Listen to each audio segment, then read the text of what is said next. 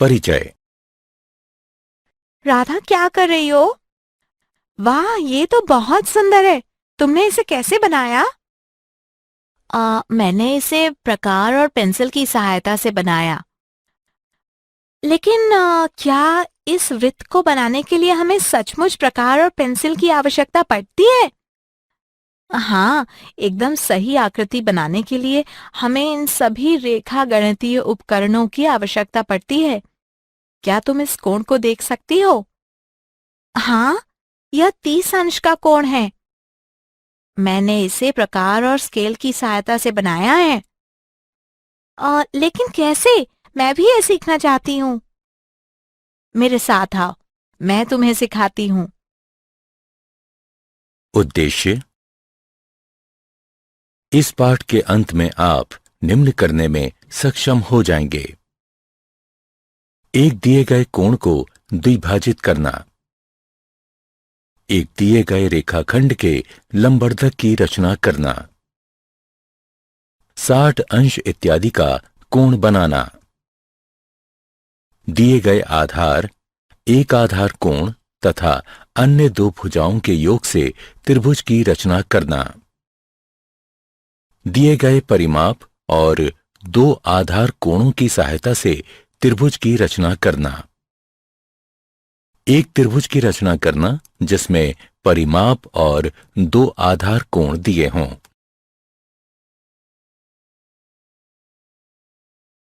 परिभाषा। रेखा गणित में रचना से तात्पर्य आकृतियों, कोणों और रेखाओं को सही सही बनाने से है। इन्हें हम प्रकार, अंशांकित पटरी और पेंसिल की सहायता से बना सकते हैं। कुछ रचनाओं में जहां माप लेने की भी आवश्यकता होती है, हम अंशांकित पटरी और चांदा का भी प्रयोग कर सकते हैं।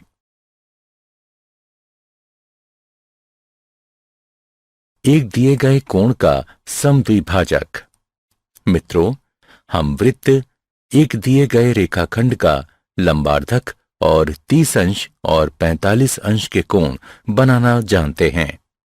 अब हम एक दिए गए कोण का समद्विभाजक बनाना सीखेंगे। माना कि कोई कोण ABC है। अब हमें इस कोण का समद्विभाजक बनाना है। सबसे पहले हम B को केंद्र मानकर किसी भी त्रिज्या का कोई चाप लगाएंगे जो BA और BC किरणों को क्रमशः E और D पर प्रतिच्छेदित करेगा। फिर D को केंद्र मानकर DE की आधी लंबाई से अधिक की त्रिज्या लेकर हम एक चाप लगाएंगे। ठीक इसी तरह E को केंद्र मानकर DE की आधी लंबाई से अधिक की त्रिज्या लेकर हम एक और चाप लगाएंगे जो पहले चाप को F पर प्रतिच्छेदित करेगा। अब हम किरण BF खींचेंगे। यही किरण BF कोण ABC की समद्विभाजक है।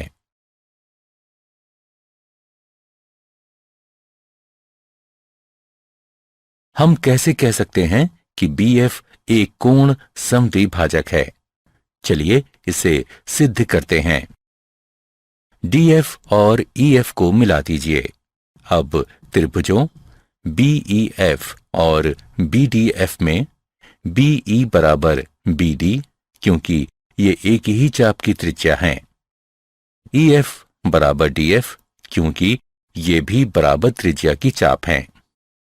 BF बराबर BF, जो कि दोनों में है। इसलिए SSS समरूपता नियम के अनुसार त्रिभुज BEF सर्वांग है त्रिभुज BDF के, जिससे हमें कोण EBF बराबर कोण DBF प्राप्त होता है। इसलिए BF एक कोण द्विभाजक है।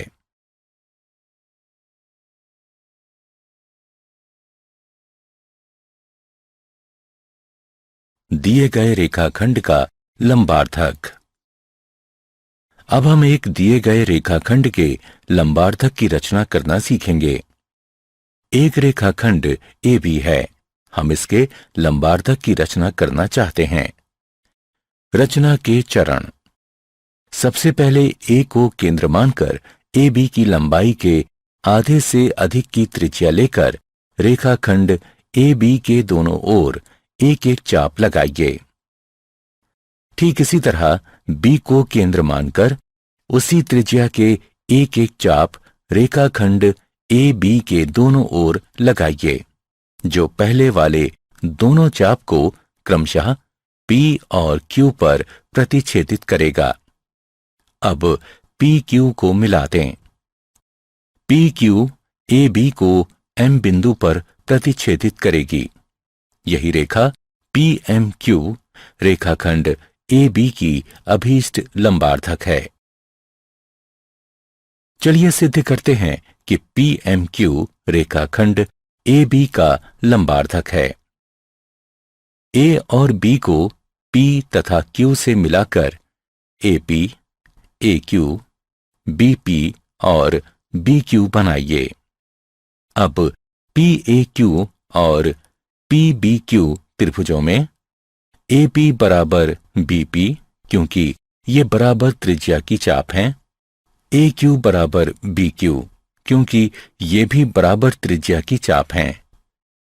PQ बराबर PQ, ये दोनों में हैं। इसलिए SAS समरूपता नियम के अनुसार त्रिभुज PAQ सर्वांग है त्रिभुज PBQ के। इसलिए CPCT द्वारा कोण APM बराबर है कोण BPM के। अब त्रिभुजों PMA और PMB में AP बराबर BP बराबर त्रिज्या की चाप, PM बराबर PM, ये दोनों में हैं। कोण APM बराबर कोण BPM जैसा कि ऊपर सिद्ध हो चुका है। इसलिए SAS समरूपता नियम के अनुसार त्रिभुज PMA सर्वांग है त्रिभुज PMB के। इसलिए AM बराबर BM और कोण PMA बराबर कोण PMB CPCT के द्वारा। रैखिक युग्म अभिगृहित का प्रयोग करते हुए कोण PMA जमा कोण PMB बराबर 180 डिग्री, अथवा हम इसे ऐसे भी लिख सकते हैं कोण PMA बराबर कोण PMB बराबर 90 डिग्री। इसलिए PM जो PMQ है रेखाखंड AB का लंबार्धक है। 60 अंश का कोण। हम 30 अंश और 45 अंश के कोणों की रचना करना जानते हैं। अब हम किसी दी गई किरण के प्रारंभिक बिंदु पर 60 अंश के कोण की रचना करना सीखेंगे। एक किरण AB है जिसका प्रारंभिक बिंदु A है। हम एक ऐसी किरण AC की रचना करना चाहते हैं जिससे कोण CAB बराबर 60 अंश हो। रचना के चरण। A को केंद्र मानकर किसी भी त्रिज्या का एक वृत्त का चाप लगाइए जो AB को किसी बिंदु पर प्रतिच्छेदित करेगा। माना कि वह बिंदु D है। अब D को केंद्र मानकर पहले वाली ही त्रिज्या का एक और चाप लगाइए जो पहले वाले चाप को किसी बिंदु पर प्रतिच्छेदित करेगा। माना कि वह बिंदु E है। अगले चरण में E से होते हुए किरण AC खींचिए। यही कोण CAB 60 अंश का अभीष्ट कोण है।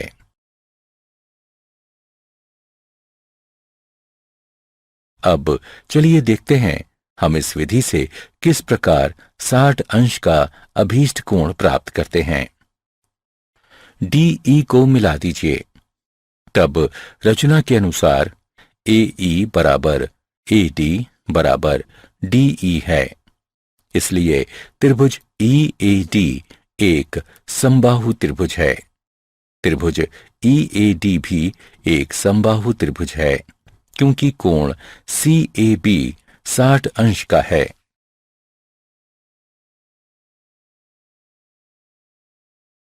एक त्रिभुज की रचना। दिए गए आधार, एक आधार कोण तथा अन्य दो भुजाओं के योग की सहायता से त्रिभुज की रचना करना। ABC कोई त्रिभुज है। BC जिसमें आधार B एक आधार कोण और AB जमा AC त्रिभुज ABC की अन्य दो भुजाओं का योग है। हमें त्रिभुज ABC की रचना करनी है। रचना के चरण। 1. आधार BC खींचें और बिंदु B पर दिए गए कोण के बराबर एक कोण XBC बनाएं। अगले चरण में किरण BX से AB जमा AC के बराबर एक रेखाखंड BD काटें। अब DC को मिला दें और कोण BDC के बराबर एक कोण DCY बनाएं। CY BX को प्रतिच्छेदित करेगी। यही त्रिभुज ABC हमारा अभीष्ट त्रिभुज है।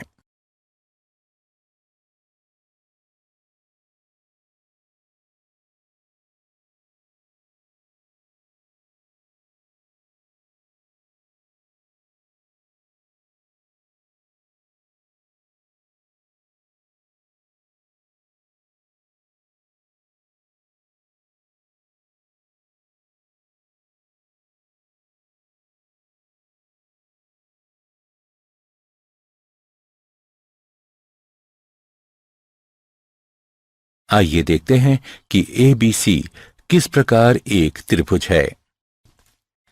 ACD त्रिभुज में कोण ACD बराबर कोण ADC रचना के अनुसार, इसलिए AC बराबर AD, तब AB बराबर BD घटा AD बराबर BD घटा AC या AB जमा AC बराबर BD। हम जानते हैं कि त्रिभुज की दो भुजाओं का योग तीसरी भुजा से अधिक होता है, इसलिए ABC एक त्रिभुज है।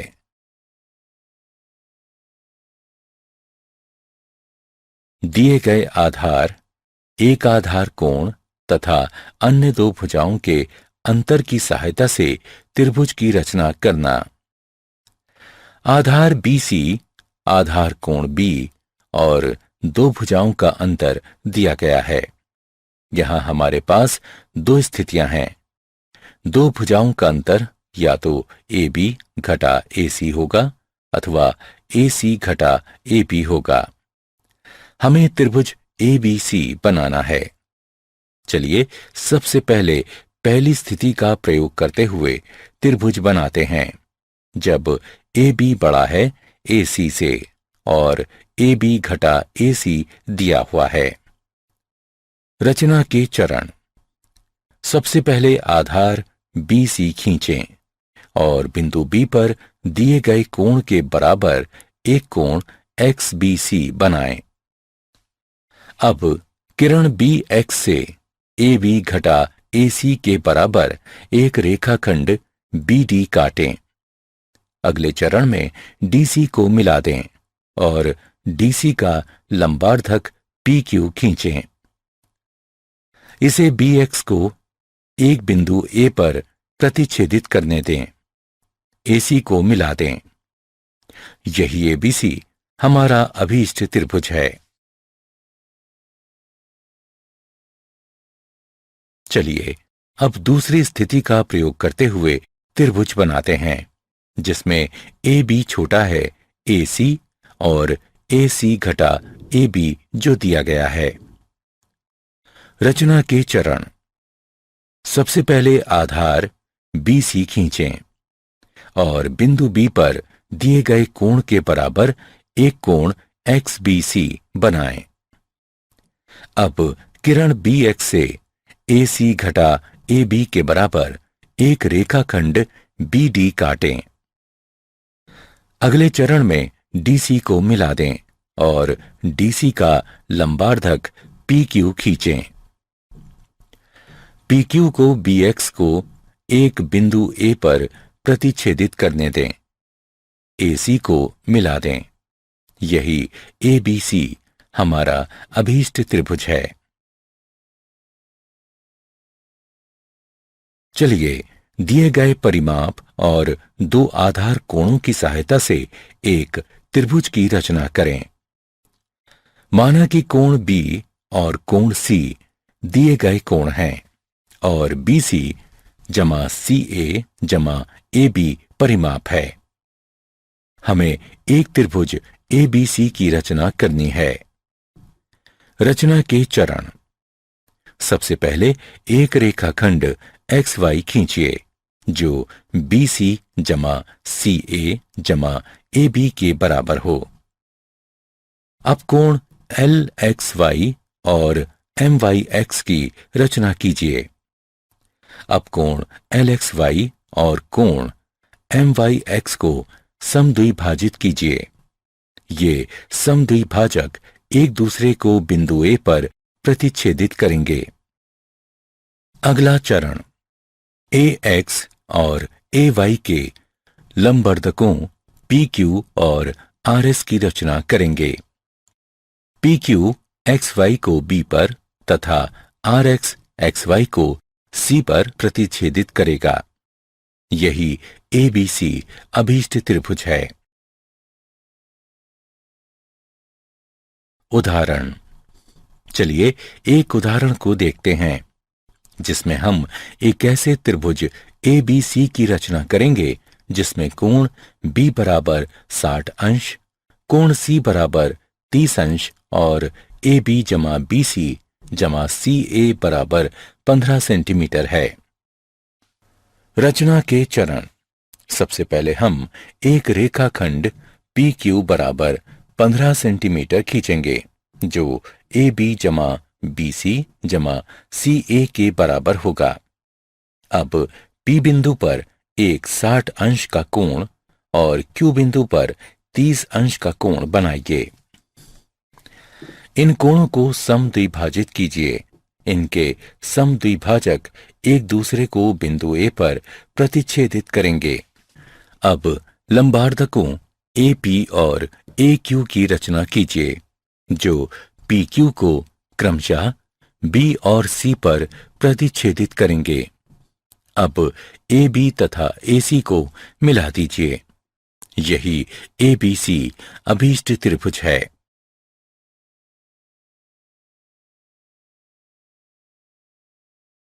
क्या आप जानते हैं जियोमेट्री शब्द ग्रीक शब्द जियो जिसका तात्पर्य है पृथ्वी तथा मेट्रिया जिसका तात्पर्य है मापना से बना है।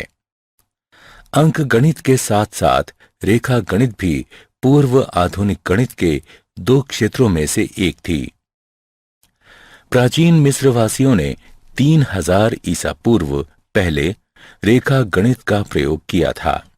उनके बहुत सारे सूत्रों में से वृत्त का लगभग सही क्षेत्रफल निकालने का सूत्र भी था। अपने अद्भुत रेखा गणितीय कार्यों के कारण रेखा गणित का पिता प्रायः 300 ईसा पूर्व के मिस्र के यूक्लिड नाम के गणितज्ञ को कहा जाता है। उसके किए गए कार्यों में इतने प्रभावी तत्व थे जो 20वीं शताब्दी के आरंभ तक उन गणित की किताबों में रहे जिनका प्रयोग पढ़ाने के लिए किया जाता था। यदि AB जमा AC BC से कम या बराबर है तो किसी भी त्रिभुज की रचना संभव नहीं है।